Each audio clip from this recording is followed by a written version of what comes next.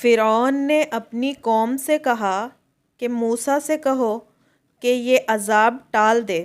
فرعون کے مشورے پر لوگ حضرت موسیٰ علیہ السلام کے پاس آئے اور کہنے لگے کہ ہم سب عذاب میں مبتلا ہو گئے ہیں، ہمارے پاس اناج نہیں ہے، ہم فاقے کر رہے ہیں، بیماریوں سے بھی تنگ آ چکے ہیں، ہمارے اندر اب اتنی سکت نہیں ہے کہ ہم برداشت کر سکیں۔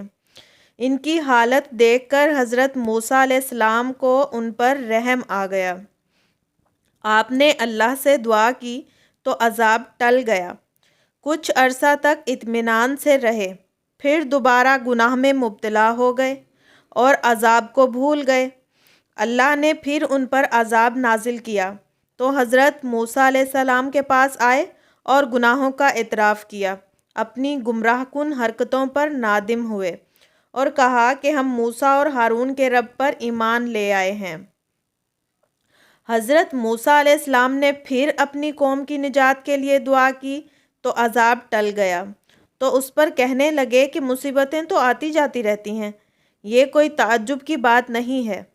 پھر اللہ کا قہر نازل ہوا، ٹیڈ دل آسمان پر چھا گئے، کھڑی فصلیں تباہ ہو گئیں، ملک میں قحط پیدا ہو گیا، جسم میں جوئیں پیدا ہو گئیں، جگہ جگہ مینڈک نظر آنے لگے، یہاں تک کہ جینا دوبھر ہو گیا۔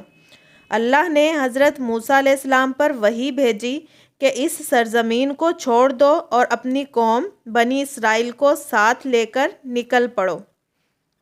اللہ کے حکم کے مطابق حضرت موسیٰ علیہ السلام اپنی قوم کے ساتھ نکلنے کی تیاریاں کرنے لگے۔ اسی دوران مصر میں وبا پھوٹ پڑی، قبطی بڑی تعداد میں مرنے لگے، ہر گھر سے نعش نکلتی تھی۔ اسی دوران بنی اسرائیل مصر سے جانے لگے، ان کے ملک سے نکلنے پر کسی نے توجہ ہی نہیں دی، اس لیے کہ ہر طرف نفسا نفسی کا عالم تھا۔ حضرت موسیٰ علیہ السلام نے حضرت ہارون کی رہنمائی میں بنی اسرائیل کو روانہ کر دیا اور خود پیچھے رہ گئے۔ بنی اسرائیل کا قافلہ دریائے کلزم کے کنارے پہنچ گیا۔ فرعون کے کارندوں نے دیکھا کہ شہر میں کوئی اسرائیلی نظر ہی نہیں آ رہا تو فرعون کو اطلاع دی۔ فرعون اپنے لشکر کے ہمراہ اسرائیلیوں کے تعاقب میں روانہ ہوا۔ فرعون کا بھاری لشکر دیکھ کر موسیٰ کی قوم گھبرا گئی۔ موسیٰ کی قوم نے کہا کہ ہم مصر سے نہ نکلتے تو اچھا تھا، اب تو ہم گھر گئے ہیں۔ حضرت موسیٰ علیہ السلام نے اپنی قوم سے خطاب کرتے ہوئے کہا کہ میرے ساتھیو، خوف زدہ ہونے کی ضرورت نہیں، میرا رب میرے ساتھ ہے، وہی ہمیں راہ دکھلائے گا۔ اسی وقت آواز آتی ہے کہ اے موسیٰ، اپنا عصا زمین پر مارو۔ حضرت موسیٰ علیہ السلام نے اپنا عصا دریا میں مارا تو دریا کا پانی دو طرف ہو گیا اور درمیان سے راستہ بن گیا۔ حضرت موسیٰ علیہ السلام نے اپنی قوم کو ہدایت کی کہ میں اس راستے سے دریا پار کرتا ہوں، تم سب میرے پیچھے پیچھے آؤ۔ چنانچہ حضرت موسیٰ علیہ السلام روانہ ہوئے اور پیچھے پیچھے ان کی قوم تھی۔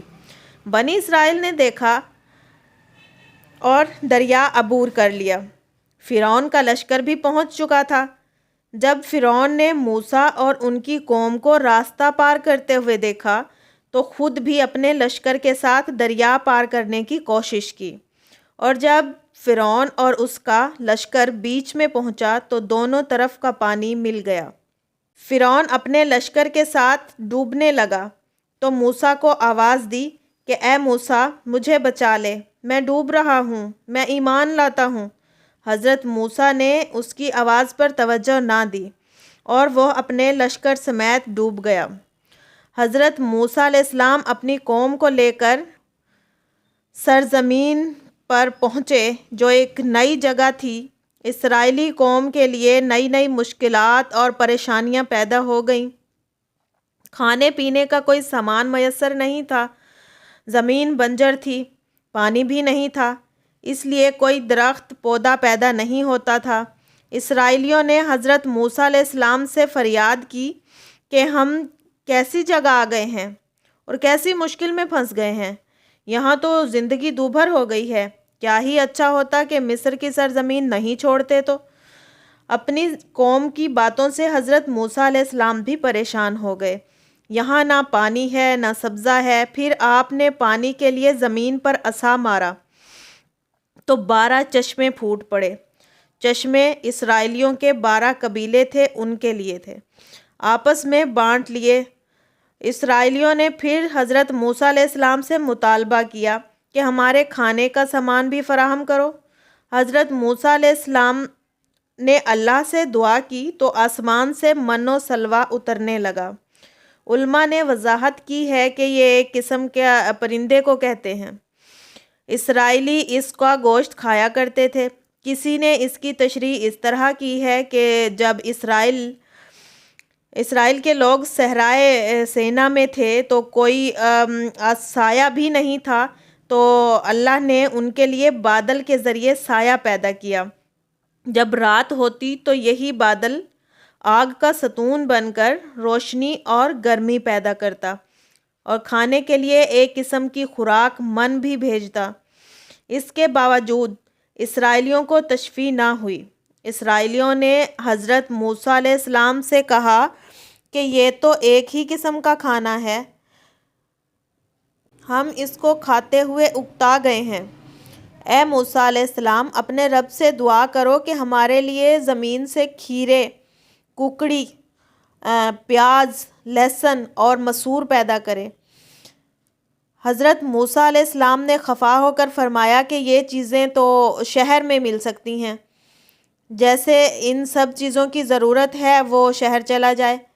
آپ علیہ السلام نے پھر فرمایا کہ یہ مصیبتیں تو جلد ہی ٹل جائیں گی، ہم بہت جلد مصر لوٹ جائیں گے۔ حضرت موسیٰ علیہ السلام کی قوم نے کہا کہ وہاں تو فرعون کی حکمرانی ہے اور وہ ہمارے خلاف ہے، ہم وہاں کس طرح جائیں گے؟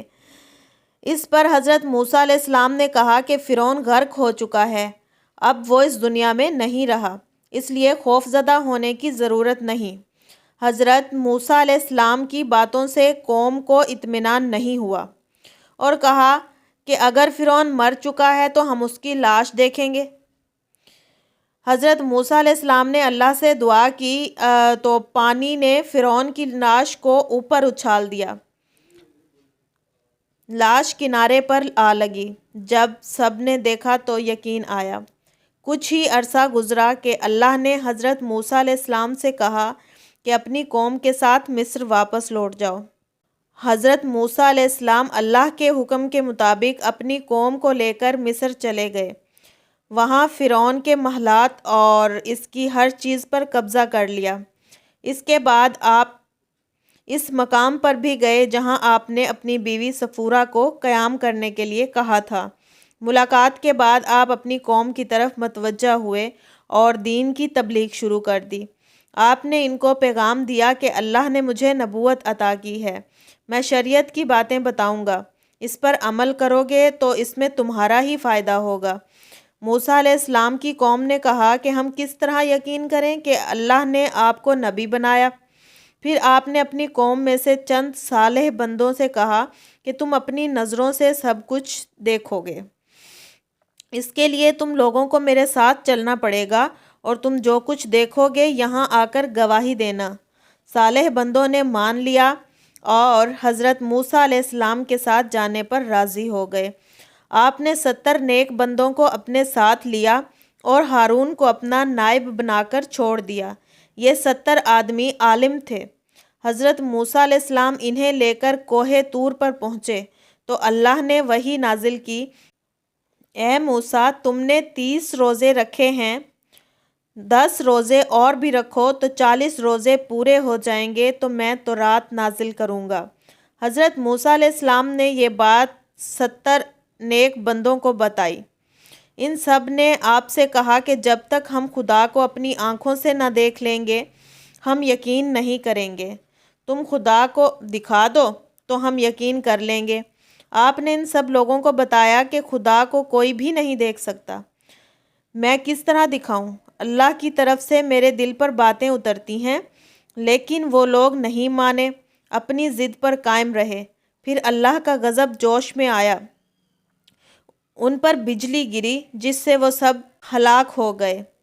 ان کے مرنے پر آپ زیادہ پریشان ہو گئے، اپنے دل ہی دل میں کہنے لگے کہ میں اپنی قوم کو کس طرح منہ دکھاؤں گا۔ پھر آپ نے اللہ سے دعا کی تو وہ سب کے سب دوبارہ جی اٹھے۔ آپ ان سب کو لے کر مصر روانہ ہوئے اور 10 روزے رکھے، اس طرح 40 روزے پورے کیے۔ پھر آپ نے دوبارہ ان 70 نیک آدمیوں کو اپنے ساتھ لیا اور کوہ طور پر پہنچے۔ وہاں آپ پر وحی نازل ہوئی۔ اللہ نے فرمایا اتنی جلدی کیوں کی؟ آپ نے جواب دیا کہ تو مجھ سے راضی ہو۔ پھر آپ نے فرمایا کہ میں تجھے دیکھنا چاہتا ہوں۔ اللہ نے فرمایا کہ اے موسیٰ تو مجھے نہ دیکھ سکے گا، تو پہاڑ کی طرف نظر رکھ۔ حضرت موسیٰ نے پہاڑ کی طرف نگاہ اٹھائی تو اللہ نے اپنی تجلی دکھائی تو آپ تاب نہ لا سکے اور بے ہوش ہو گئے۔ جب ہوش میں آئے تو دیکھا پہاڑ ٹکڑے ٹکڑے ہو گیا۔ آپ نے اللہ سے معافی مانگی۔ اس وقت اللہ نے آپ پر تورات نازل کی۔ بتایا جاتا ہے کہ آپ کو پہلے 10 احکامات ملے جن میں 10 اخلاقی باتیں تھیں۔ ان 10 احکامات کو احکام عشرہ بھی کہتے ہیں۔ یہ احکام پتھر کی سلوں پر کنندہ تھے۔ اسے صحیفہ کہا جاتا ہے۔ قرآن کریم میں اللہ تعالیٰ فرماتا ہے اور ہم نے چند تختیوں پر ہر قسم کی نصیحت اور ہر چیز کی تفصیل ان کو لکھ کر دی کہ ان کو کوشش کے ساتھ عمل میں لاؤ اور اپنی قوم کو بھی حکم کرو کہ ان کے اچھے اچھے احکام پر عمل کریں۔ سورۃ الاعراف میں اس کا ذکر کیا گیا ہے۔